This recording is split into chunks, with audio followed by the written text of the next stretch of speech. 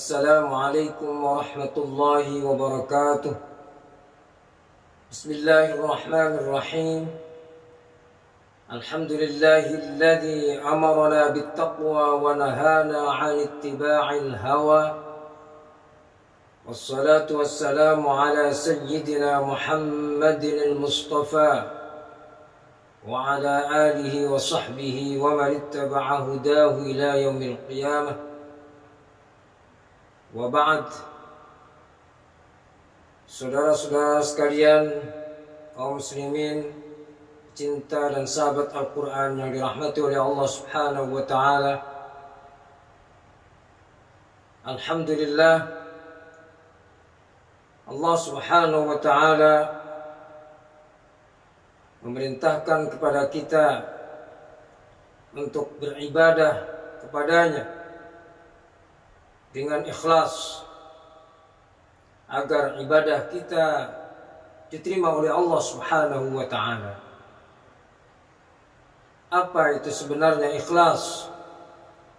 Ikhlas yang berarti memurnikan, yakni memurnikan niat kita hanya semata-mata karena Allah Subhanahu wa ta'ala, memurnikan dari segala macam penyakit yang dapat merusak amal ibadah kita, seperti kesombongan, hasad atau iri hati, riya atau pamer terhadap ibadah kita kepada orang lain.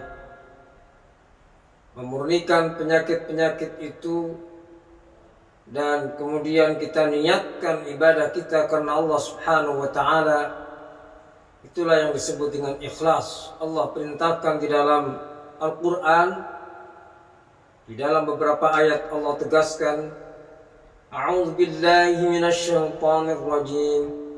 Bismillahirrahmanirrahim. Wa ma umiru illa liya'budullaha mukhlishina lahud-din حنفاء ويقيموا الصلاة ويؤتوا الزكاة وذلك دين القيمة.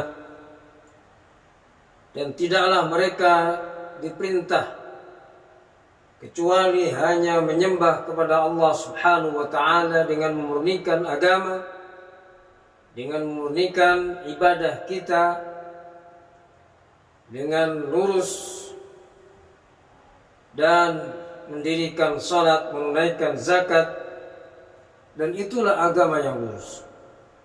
Surah Al-Bayyinah ayat 5. Ini tegas sekali Allah menjelaskan perintahnya agar kita beribadah dengan ikhlas. Kemudian di dalam surah Al-Kahfi ayat 110 Allah Subhanahu wa ta'ala jelaskan, Qul innama ana basyarum mithlukum yuha ilayya annama ilahukum ilahun wahid. Faman kana yarju liqa'a rabbih faly'amal 'amalan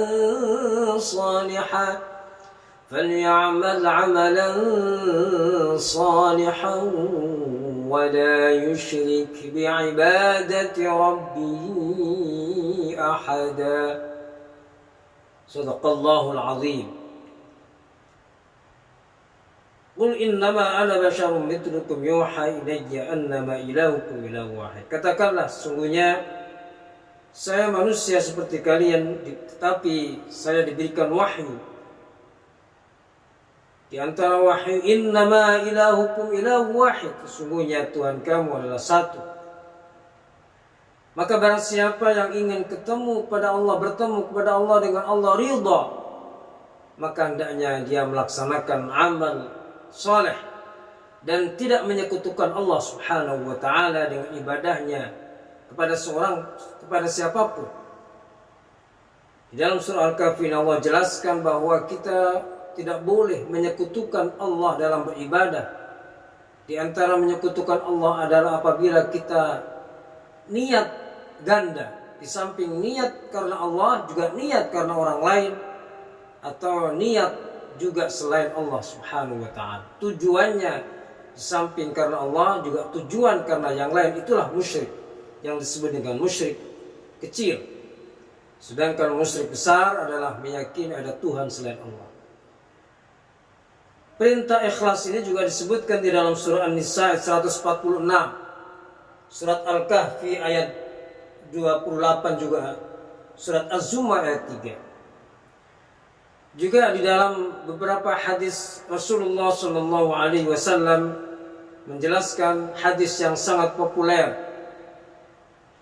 dari sahabat Umar bin Khattab radhiyallahu an, sami'tu Rasulullah sallallahu alaihi wasallam yaqul innamal a'malu binniyat wa innamal likulli imri'in ma nawa. Sesungguhnya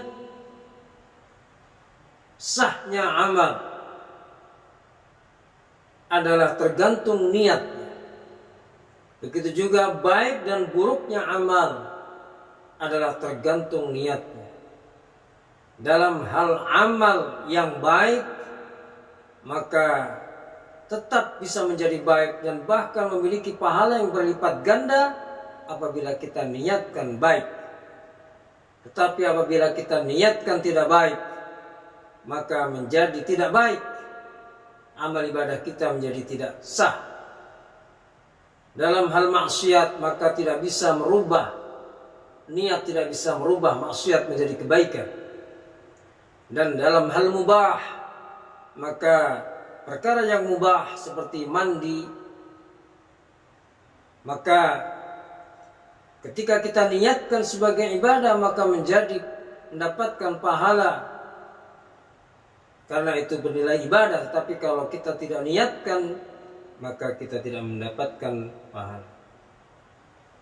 Hadis yang lain, Rasulullah sallallahu alaihi wasallam bersabda, "Man samma'a samma'allahu bihi wa man yura'i yura'illahu bihi." Rawahul Bukhari. Siapa yang memperdengarkan amal ibadahnya kepada orang lain, maka Allah pun akan memperdengarkan ibadahnya kepada orang lain sesuai dengan niatnya. Kalau niatnya baik, maka Allah perdengarkan baik. Kalau niatnya tidak baik, maka akan Allah permalukan kepada orang banyak. Begitu juga barang siapa yang pamer dengan pamer yang negatif, maka Allah pun akan memamerkan ibadahnya itu dengan memamerkannya dengan tidak baik. Allah permalukan bahwa si fulan adalah ibadah dengan ibadah yang tidak baik. Itulah maksudnya man samma'a samma'allahu bihi wa man yura'i yura'illahu bihi. Begitulah penjelasan tentang pentingnya ikhlas. Maka di dalam kita beribadah hendaknya kita senantiasa berusaha untuk ikhlas, memurnikan niat kita hanya semata-mata karena Allah, agar ibadah kita sah dan diterima oleh Allah Subhanahu wa ta'ala. Maka ada tips supaya bisa ikhlas di dalam beribadah. Yang pertama, ingat bahaya tidak ikhlas. Ingat bahaya ketidakikhlasan supaya kita terdorong, termotivasi untuk ikhlas.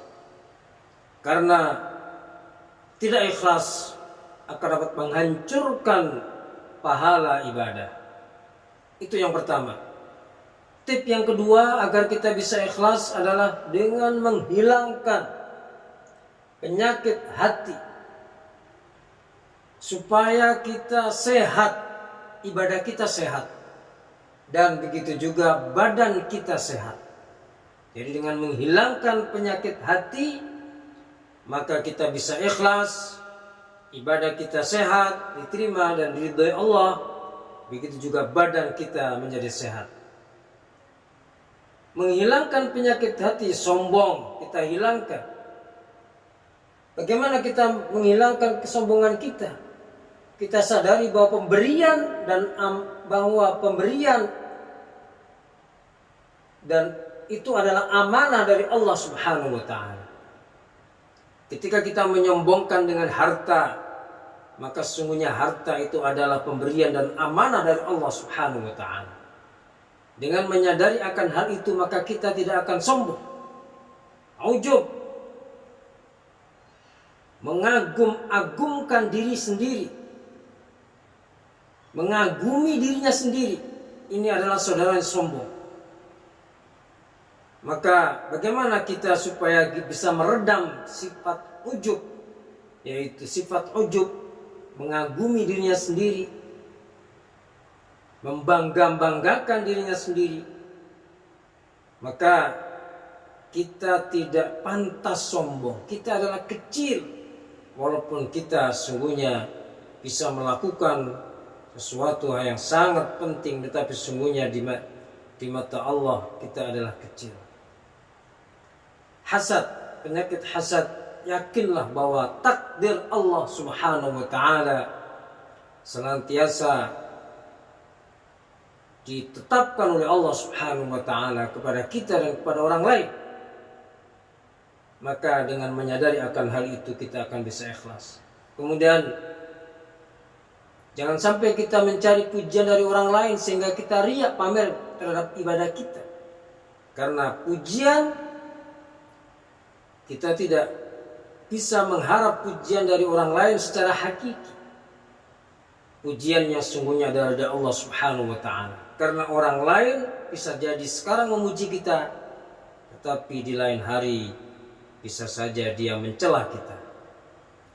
Tip yang ketiga, mencari balasan, pahala dan cinta atau ridho Allah Subhanahu wa taala dalam beribadah. Jadi jangan sampai kita mencari balasan dari orang lain.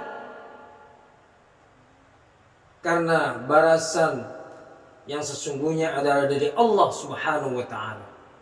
Apabila kita mencari balasan dari orang yang kita baikin, yang kita bantu, maka ketika orang lain itu tidak membalas kebaikan kepada kita, maka kita akan kecewa. Yakinlah bahwa Allah akan membalas dengan yang lebih baik dari apa yang kita lakukan. Kemudian yang keempat, tipnya adalah supaya kita bisa ikhlas. Tip yang keempat, bisa berbuat baik kepada orang lain karena Allah Subhanahu wa taala telah berbuat baik kepada kita. Kita bisa berbuat baik dengan harta kita, kita bisa sedekah kepada orang lain dengan harta kita. Ingat bahwa harta adalah pemberian Allah Subhanahu wa taala. Bisa diambil oleh Allah Subhanahu wa taala. Kita bisa berbuat baik karena Allah memberikan harta kepada kita. Seandainya Allah tidak memberikan harta kepada kita, maka kita tidak bisa berbuat baik kepada orang lain dengan harta kita. Kita tidak bisa membantu orang lain seandainya harta itu diambil oleh Allah Subhanahu wa taala. Kita bisa membantu berbuat baik kepada orang lain dengan tenaga kita, karena Allah Subhanahu wa taala telah memberi kesehatan kepada kita. Kita bisa berbuat baik, membantu dengan pikiran kita, karena Allah memberi pikiran yang sehat kepada kita. Seandainya kita memiliki pikiran, ingatan yang kurang, maka kita tentu tidak akan bisa membantu dengan akal pikiran kita. Seandainya akal pikiran kita tidak dibikin oleh Allah, tidak sehat, maka kita tidak akan bisa membantu dengan akal pikiran kita. Maka berbuat baiklah karena Allah telah berbuat baik kepada kita.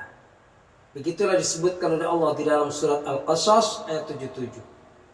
Wa ahsin kama ahsanallahu ilaik, dan berbuat baiklah sebagaimana Allah telah berbuat baik pada kita.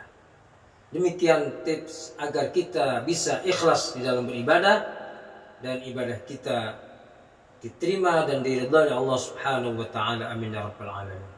Hadanallahu wa iyyakum ajma'in wa la faminkum. Wassalamu alaikum warahmatullahi wabarakatuh.